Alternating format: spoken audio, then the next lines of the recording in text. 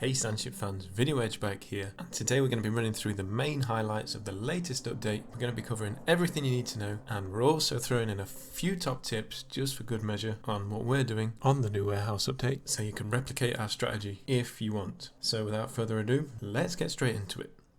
Now the very first thing you might have noticed once you've updated the game is this little ship at the top of your Sandship now that wasn't there before.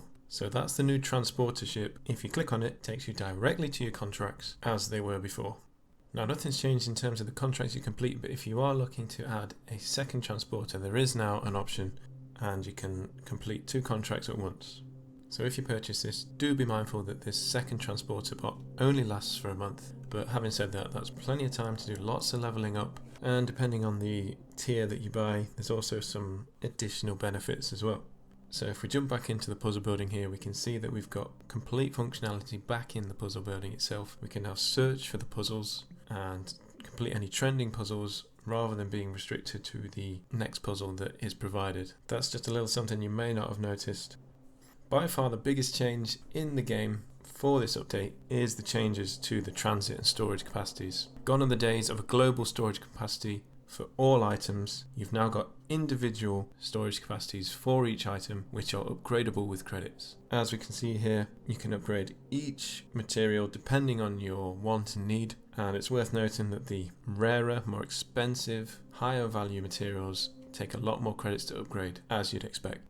So we can see here we've got an in-transit capacity and a storage capacity. Your in-transit capacity is the total capacity your factories can generate before you need to claim them into your storage. For example, our iron ore capacity at the moment is 6,280. Our factories produce this, and unless we claim the resources from the transit, we won't be able to produce any more than this. Those resources, once claimed, will go into our storage, and as we can see, we've got a cap of 62k iron ore. It roughly works out that your in-transit capacity is 10% of your total storage capacity, so keep an eye on this. You might need to visit back more frequently to make sure your transit capacity is not filled up and you don't miss out on any extra resources.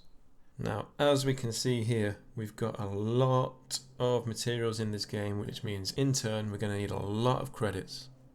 Now, one way of getting all these credits is to simply just buy them in the shop with your gems, but if you don't want to do that, or if you've not got any gems left, I'm going to share with you our current strategy in getting around this. Now, you might have noticed our Sandship looks a little bit different now compared to our previous videos, and that's because we've got a new strategy that we're employing to generate all these credits at an increased rate so we can start to expand our transit capacities and have enough space for all the materials that we're creating.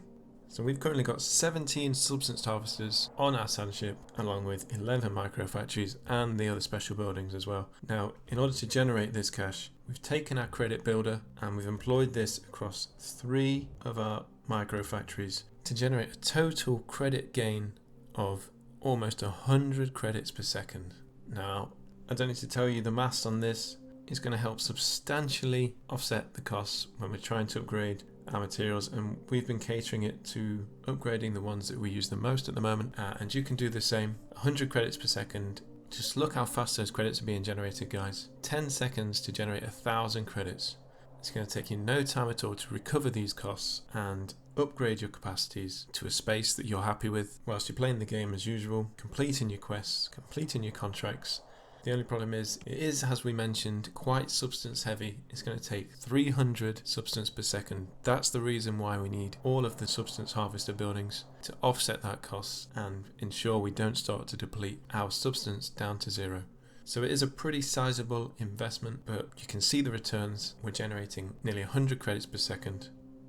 We could go a bit higher and introduce even more substance harvesters, but we like having the balance of lots of micro factories and all our special buildings on the Sandship at the same time. 100 credits per second is enough for us, but if you want to go that step further, you could implement another micro factory and get upwards of 130 credits per second.